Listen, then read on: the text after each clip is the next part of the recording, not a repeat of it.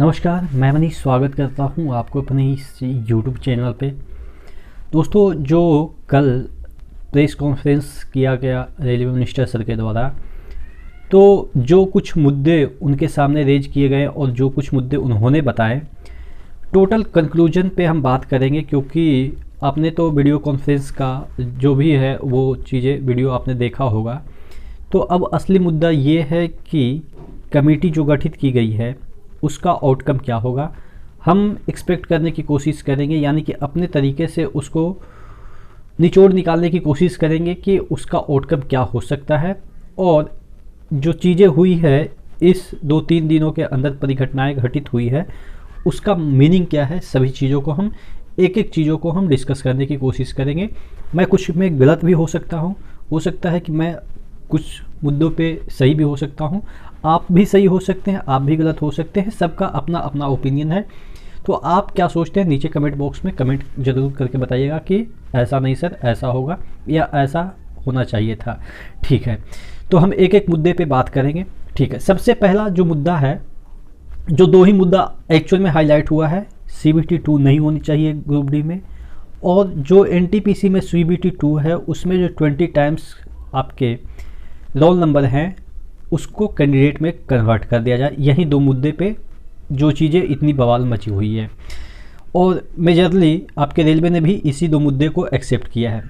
लेकिन मुद्दे 4 हो गए हैं। एक मुद्दा और इंक्लूड कर लिया गया, तीसरा, कि जो आपका मेडिकल स्टैंडर्ड है उसमें भारी चेंजेस देखने को मिल रहे हैं आपके ग्रुप डी में। ठीक है, और आपके चौथा जो मुद्दा है वो ज़्यादातर अनअवेयर है, क्योंकि सभी के लिए ये मुद्दा बना नहीं है, क्योंकि सब अपने हक के लिए लड़ते हैं। तो लेकिन ये भी आपके मुद्दे होने चाहिए, सभी का होना चाहिए, क्योंकि वो अलग बात है कि कुछ कम्युनिटी के लिए ये मुद्दा है कि EWS का मुद्दा है। EWS तो डाल दिया है, लेकिन उस समय EWS नहीं बना था। तो ये 4 मुद्दे हैं जिस पे कि आपको ग्रीवेंस डालना है। 2 मुद्दा तो सबको पता है, 2 मुद्दा के लिए अपने तरीके से आप ग्रीवेंस डालेंगे। तो हम बात कर लेते हैं कि इसका आउटकम क्या होगा। देखिए, सबसे पहले हम इसके बैकग्राउंड को समझने की कोशिश करते हैं। जिस तरीके से विरोध हुआ, आगजनी हुई, ट्रेन रोकी गई, पटरियां उखाड़ी गई, तो ये सब जो घटनाएं हुई उसको अगर सरकार दबाने की कोशिश की जाती, सरकार के द्वारा या प्रशासन के द्वारा दबाने की कोशिश की जाती, ये घटनाएं ज़्यादातर आपके यूपी बिहार में हो रही थी। और फिलहाल अभी यूपी में इलेक्शन है। देखिए, मैं हर एक पहलुओं को समझने की कोशिश कर रहा हूँ अपने नज़र से, आप अपने नज़र से समझ सकते हैं कि बिहार यूपी में ये घटनाएं हो रही थी, धीरे धीरे बढ़ती जा रही थी। पहला दिन हुआ, चलो ये मुद्दा अगर CBT 2 का होता तब तक शांत हो जाता, यानी कि सिर्फ NTPC CBT 2 का जो 20 गुना का जो मुद्दा था वो ही सिर्फ रहता, तब ये मुद्दा को शांत किया जा सकता था, क्योंकि उसमें ज़्यादा कैंडिडेट नहीं थे। तो प्रशासन को लगता कि कैंडिडेट भी बटे हुए हैं, जो पास हुए हैं वो सपोर्ट नहीं कर रहे हैं, और जो नहीं पास हुए हैं वो जो मतलब बाउंड्री लेवल पे हैं वही सब यहाँ पे हैं, तो उनको दबाया जा सकता था। लेकिन आग में घी डालने का काम जो किया वो CBT 2 इंक्लूड कर दिया उसी दिन इसमें ग्रुप डी में, वो आग में घी डाल दिया। क्योंकि अब ये मुद्दा सिर्फ 4 या 5 लाख लोगों के लिए नहीं रहा, ये अब करोड़ों लोगों से ऊपर चला गया। और करोड़ों क्या, आप 10 करोड़ लोगों की मुद्दा आप कह सकते। क्यों? क्योंकि अभी तो 1 करोड़ हैं, भविष्य में भी तो 1.5 करोड़ 2 करोड़ लोग इसको अप्लाई करेंगे।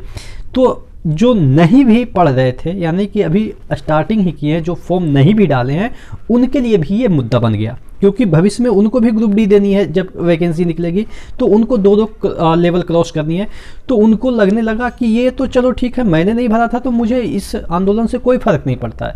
लेकिन जब ये मामला आ गया, ये नोटिफिकेशन आ गया कि नहीं इसमें अब CBT 2 होगा, तो जो नहीं अभी 18 बरस जिनका हुआ भी नहीं होगा, 16 बरस में ही होंगे, लेकिन भविष्य के लिए ये देख रहे थे कि हम ग्रुप डी का फॉर्म डालेंगे, उनके लिए ये मुद्दा बन गया। अब ये मुद्दा बना तो यूपी बिहार राजस्थान हर जगह ये मुद्दा बन गया। तो इसका परिणाम तो आपने देखा कि बजाबते तरीके से हो गया। तो ये चीज़ें थी। अब सरकार को भी लगने लगा कि अगर हम अभी चीज़ों को नहीं दबाते हैं तो इसका इम्पैक्ट आपके कहाँ पे पड़ेगा, यूपी इलेक्शन में पड़ेगा। जैसा कि आप समझ रहे हैं कि पढ़ना ही चाहिए, क्योंकि जिस तरीके से चीज़ें हुई थी।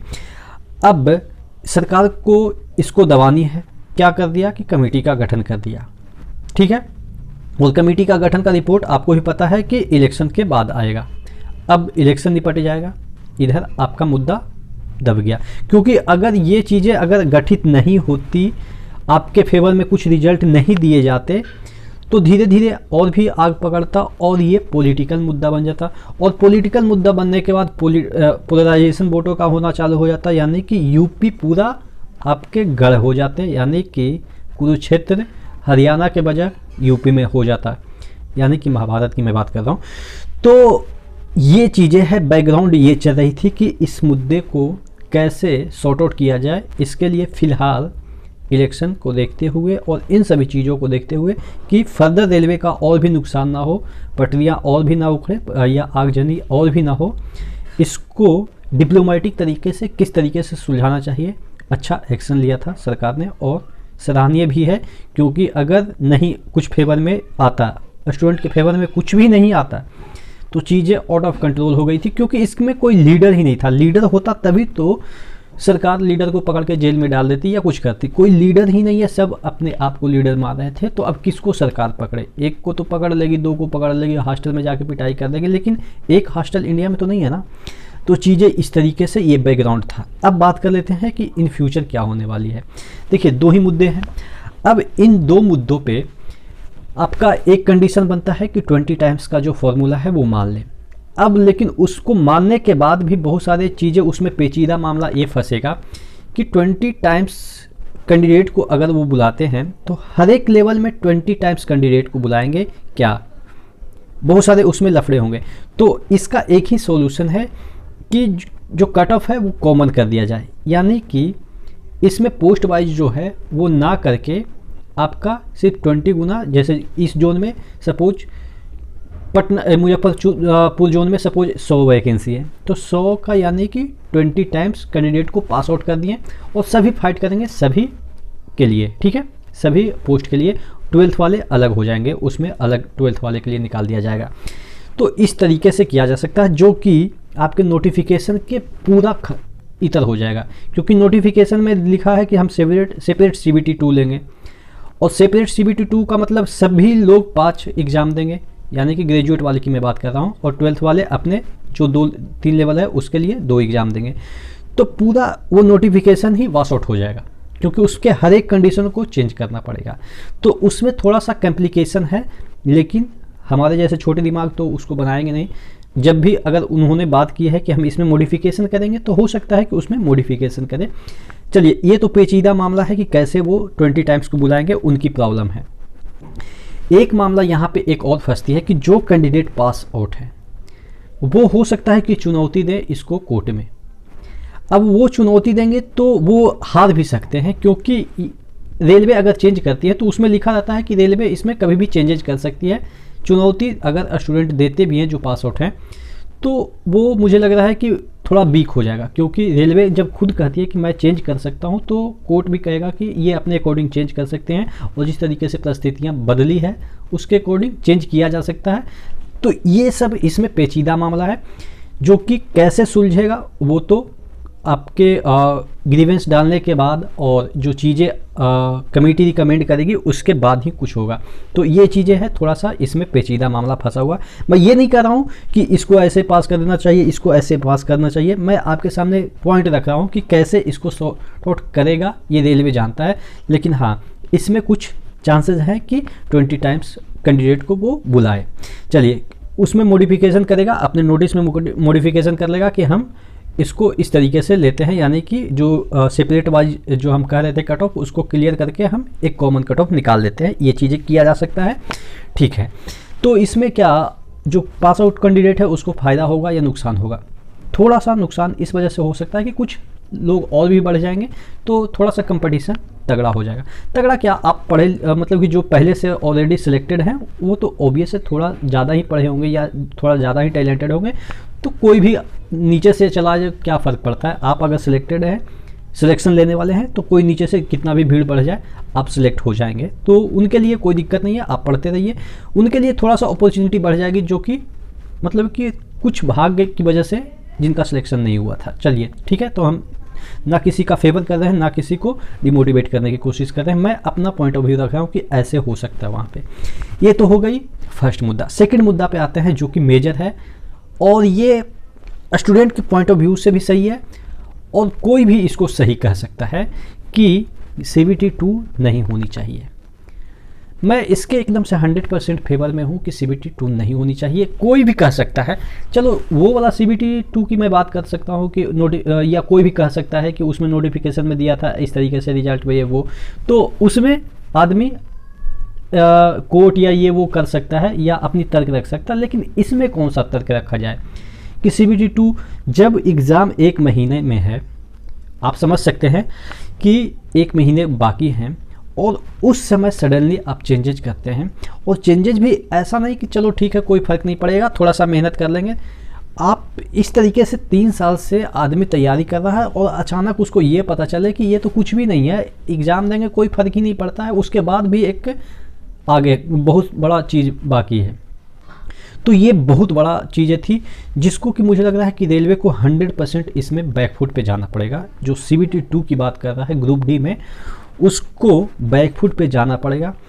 हाँ, वो अलग बात है कि हो सकता है इसमें बैकफुट पे भी जाए तो पूरा बैकफुट पे ना जाए, ये हो सकता है। देखिए मैं पॉसिबिलिटी जताने की कोशिश कर रहा हूँ, क्योंकि जब ITI हुआ था 2018 में, सडनली चेंज हो गया था। पहले ITI नहीं होता था, यानी कि ITI पे वैकेंसी नहीं निकलती थी, और सडनली जैसे ही वैकेंसी आया बोल दिया कि ITI करेंगे। उसी तरीके से जिस तरीके से अभी हो रहा है प्रदर्शन, उसी तरीके से हुआ था। तो जिस तरीके से सपोर्ट उस समय मिला था, उसी तरीके का सपोर्ट इस समय भी मिला है। तो जो उसमें क्या कंडीशन हुआ कि चलो तुरंत पीयूष गोयल सर ने बैकफुट पे आके वो जो ITI वाला चीज़ें हैं उसको कहा कि नहीं, हम अगली बार से करेंगे, यानी कि अब जो वैकेंसियाँ आएगी उसमें ITI लागू करेंगे, इस बार हम नहीं करते हैं ऐसा। हालांकि उन्होंने कर दिया था, लेकिन बाद में जब प्रदर्शन हुआ तो बैकफुट पे आके कहे कि नहीं, हम इसको हटा तो नहीं रहे, लेकिन सिर्फ इस बार हटा रहे हैं, लेकिन अगली बार रहेगा। तो यही चीज़ें रेलवे हो सकता है इस बार भी करे कि आपका इसमें आपके CBT 2 तो नहीं रहेगा, क्योंकि उसने खुद मिनिस्टर सर ने बोला है कि हमने नोटिस में लिख रखा था कि ज़रूरत पड़ेगी तो हम CBT 2 लेंगे, और ऐसा लिखा भी था। वो अलग बात है कि बहुत सारे लोग ध्यान नहीं देते। तो इस बार आपके CBT 2 नहीं होंगे, चलो ये हो सकता है, लेकिन अगली बार वो कर सकते हैं, ऐसा मुझे पॉसिबिलिटी लग रही है जिस तरीके से सरकार के इंटेंशन है।